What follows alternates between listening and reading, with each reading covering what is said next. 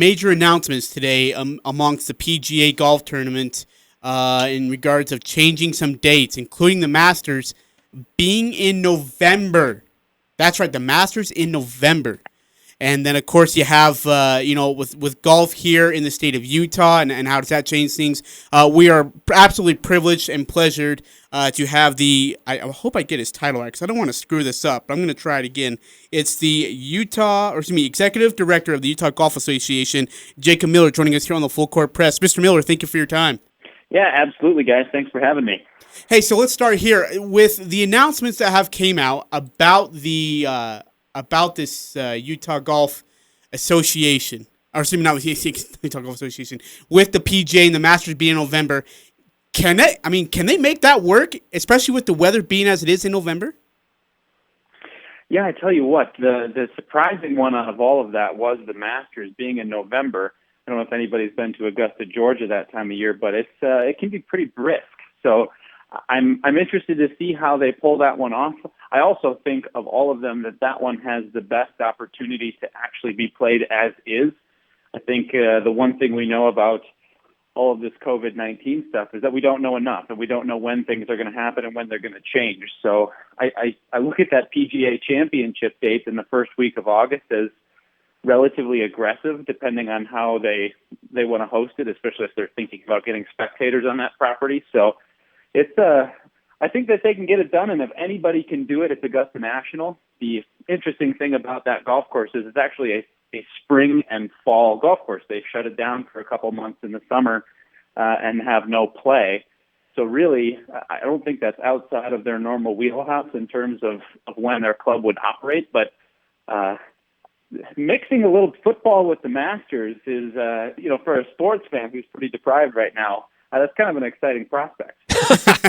Hey, with the Ryder Cup being on September 22nd through 27th, does it change what big-time golfer, Tiger Woods, Phil Mickelson, and what those guys, does it change what their schedule is going to look like and what events they decide to participate in? Oh, absolutely. I mean, those guys build their schedules around, the majors, and then, of course, the Ryder Cup is one of the very best events in all of golf. So these guys' schedules, I'm imagining that they probably got wind of some of these changes, prior to the public getting it. But all of their schedules are going to change at this point for, building what they have around it. What will be very interesting to see is how they schedule the other tour events, because obviously those dates throughout the summer and then into the fall are already scheduled PGA Tour event dates. So whether those are kind of side events like the Puerto Rico Open that Tony Finau won a few years ago that take place while a major or something else is going on, if they look at them in that regard or, a different way, it's going to be really interesting. But yes, Phil and Tiger and all of them they've basically scrapped their schedule and are going to be building it from the start up here as we figure out when the PGA Tour is going to get off the ground again. How does it affect how much golf is going to be played? How tight is that schedule going to end up being for these golfers to fit all these kind of tournaments in? Yeah, it's going to be extremely tight. The PGA Tour has rules about how many events that each tour member has to participate in each season in order to remain and keep their tour card. So trying to pack all of these into a very short schedule, I'm sure there'll be some events that players normally compete in that now conflict with those Masters and U.S. Open, PGA Championship dates, and some pretty big tournaments. I would imagine, especially that early August event and the September event that the U.S. Open is going to be over the top of. So there will be fields of players at some of those, I'm going to call them other events that are at the same time as those majors, that are going to give opportunities for players to play who maybe didn't have a chance to, they're expanding who's going to be playing on tour those weeks because they're going to be filling two fields, not just one. So that'll be a huge positive for some of those players. And then at the same time, for those events, you're going to lose some of the big names, obviously, because they're going to be competing in the larger events. And you're going to have guys that love certain events or love certain golf courses and want to go play at them and do well at them. As you see, take a look at Tiger in his career, he's won, half of his events at, 7 or 8 different golf courses, and he continues to go to them year after year and do well. you may see some of those guys lose an opportunity to play at a track that they feel very comfortable on or have scored well on or have done well on in the past. So kind of a positive and negative from a lot of different perspectives depending on who you are and how you're looking at it. All right, we're going to give this a try and see if you can hear me now. We'll cross our fingers. I can hear you now, yes. Yes. Excellent. It's my bad. Okay. As always. So I'll it's okay. We'll forgive you this one time. I'll ask the question that I asked you, that I tried to ask you previously. We know that there's some other sports that are considering playing games without fans. Could golf do the same thing? And as a follow-up, how important is it to have those tens of thousands, sometimes even hundreds of thousands of people that can be on a course during a major event? Yeah, that's a great question, and I think I'll answer it in a couple different ways. At this point, I would be, if you look at San Francisco, look at the PGA Championship at Harding Park. The state of California has more restrictions other than New York than any other state right now. So putting 100,000 people on that TPC Harding Park property come August I would be shocked if they were able to do that with all the restrictions that'll still likely be put into place. So for a lot of these organizations, the PGA of America, the USGA, PGA Tour, Masters, TV rights and TV revenue are the biggest piece of what they do. Obviously, they get hurt significantly not having, a couple 100,000 ticket sales happening those weeks and all the merchandise that goes along with it, food and beverage, etc. So, I'm sure all of those organizations are looking at it from a financial standpoint, and that might be a little bit of why we've seen the Open go to the wayside, which is disappointing for all golfers. But it's the loss of all of that revenue for those organizations. And speaking for them, a lot of them are one-trick ponies. The PGA of America has the PGA Championship and the Ryder Cup, and the vast majority of their budgets as an organization are made up of those couple events. Same thing with USGA and the U.S. Open. That's a big piece of what they do, and obviously the Masters, or I guess the National with the Masters tournament. So I don't think it's required. And I think all of those organizations are going to be looking at it. How do we make this event happen? How can we televise this event safely? Because there's obviously going to be millions of us sports fans dying to see golf and football and everything else once it finally gets back on TV. I think from a player's standpoint, obviously there's less feel when you don't have those huge roars and you're not going to putt or hit a three-pointer or score a touchdown, whatever it might be. You won't have some of that happening, but a lot of what they're doing is based off of TV. So if they can get a product that they can put on TV that's still good and still gives you most of a sense of what these golf tournaments would be like, I think that's probably what these organizations are shooting for at this point. And if they can get some spectators on property, I think that'll be kind of a bonus for them at this point. For some of these, to host one of these major tournaments, I mean, it's like a 4 or 5 year process. Is that all going to be shifted? They already started to make some decisions on that if it didn't happen this year, it's just the time of the clock just shifts back a year for everybody else, or has that even been discussed yet? I'm not necessarily privy to those internal discussions amongst those organizations, but speaking from our standpoint, and I would imagine it's pretty similar, you already have a schedule built for the next handful of years. You've got the next 8 or 9 U.S. Open sites lined up. Same thing with the PGA Championship. They're out between 5 and 10 years. So I would expect that if a club gets passed over this year, they're just going to find a way to the back of the rotation. I'm sure that those big organizations obviously want to continue to have those clubs involved with their championship, but from a standpoint of pushing everybody back, I think that would be extremely difficult for all the rest of the clubs to then be pushed back because they're planning on having it in a certain year. And you're absolutely right. The U.S. Open is about a 5-year process in terms of agronomy and what they're trying to do, growing grass and changing fairways and greens and all of this stuff, the infrastructure that goes with hosting a major championship. There's a ton going on there that these clubs have to do and a lot of dollars behind that. So I can't see them just pushing schedules back. It'll be kind of a tough luck on the draw for these organizations or for these clubs that are hosting this year. So hopefully they happen. To what extent will be, we're still waiting and seeing on that. But I think it'll be just a loss for those clubs if they don't get to host this year. Executive Director of the Utah Golf Association, Jacob Miller, joining us here on the Full Court Press.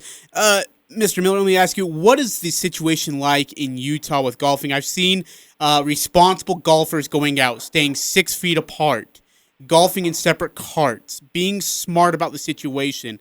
Is that what you've seen so far? And what would you recommend to golfers who want to continue to go out? Yeah, absolutely. I would say that the response from our PGA professionals in the state and our clubs has been just tremendous. And we've seen over the last couple of weeks, a few courses have closed down between the Salt Lake County, Salt Lake City, Davis County courses. They've closed to put proper precautions into place so they can operate their golf courses effectively and safely. Most of them have moved to online tee times. They won't take cash. You're not interacting with any golf course staff. Before your round, you pay online. You come up. Jake Miller here for 4:00 tee time. Great. Have a nice day. If you need a cart, lots of places have gone walking only. So golf courses are one of the more safe places to be. With all of this going on, and they're becoming quickly one of the last refuges for anybody wanting to go outside and enjoy some outdoor recreation as we welcome spring in here and the weather starts to get nice. So if everybody's doing their part, which the clubs are certainly doing so, and golfers are doing so as well, I think we can maintain and keep our golf courses open. That's kind of the goal at this point. So there are a lot of good guidelines out there that the CDC and other places have and the USGA have helped us with in terms of making our golf facilities safe for people, and so far that's what I've been seeing, and that's been the case. I know you talked about this a little bit already, but with that of staying 6 feet apart and golf cart situation, as safe as it is, does it surprise you that they still postpone so many events in the PGA, knowing that they probably could have worked through it and maybe made some adjustments? I think the challenging piece when you look at something locally versus the PGA Tour is all of the additional working parts to a PGA Tour event. Mm-hmm. So local stuff, you get in your car, you drive to your golf course, you can pay online, you play your round, you leave, they can clean the carts and do all the things necessary. It's very small scale. When you're looking at a PGA Tour event, just the travel in and of itself is kind of a scary proposition. And I think that's where most of the major leagues, NBA, MLB, MLS, PGA Tour, all of these players and coaches and everybody associated with those events has to get on an airplane or get in a vehicle and travel across the country. And I think just that part in and of itself makes the commissioners extremely nervous to put their high-priced talent in harm's way like that. So just little things like that. And then we already talked about this a bit before, but the spectator piece of it, I mean, you've got somewhere in the ballpark of 30 to 100 or 200,000, depending on your golf course, people on one single property using bathrooms and food and beverage facilities and all sorts of stuff, where it's the pieces that you can do at a local level at a single golf course with only 150 to 200 golfers a day. You can't put any of that stuff into play when you've got 100,000 people on site. There's not enough staff or operation, great operation in the world to make that be a safe environment. Hey, last question for me. Just before all of this hit, before all the craziness started to happen, how would you say the health of golf is in the state of Utah? Golf in the state's been really strong in the last handful of years. Our facilities have been doing well. Obviously, there's been a bit of a market correction from the early 2000s and the late in late 1990s, when you had so much golf course expansion and building, and golf courses were being built so you could sell property. Now, you've seen a little bit here in Utah, but even nationwide, a little bit of a correction there. But UGA memberships have been growing the last handful of years. We've seen the biggest growth in our junior memberships. There's so many clubs around the state that have great junior programs. And the other interesting thing, and I get asked that very similar question a lot, when you measure lots of sports, you include all aspects, all avenues of that sport. So, if you're looking at baseball, you're thinking T-ball and Little League and Legion ball and all of the different things within that. And golf has really always been classified as just green grass facilities. Who's going out to the golf course? Who's playing rounds of golf?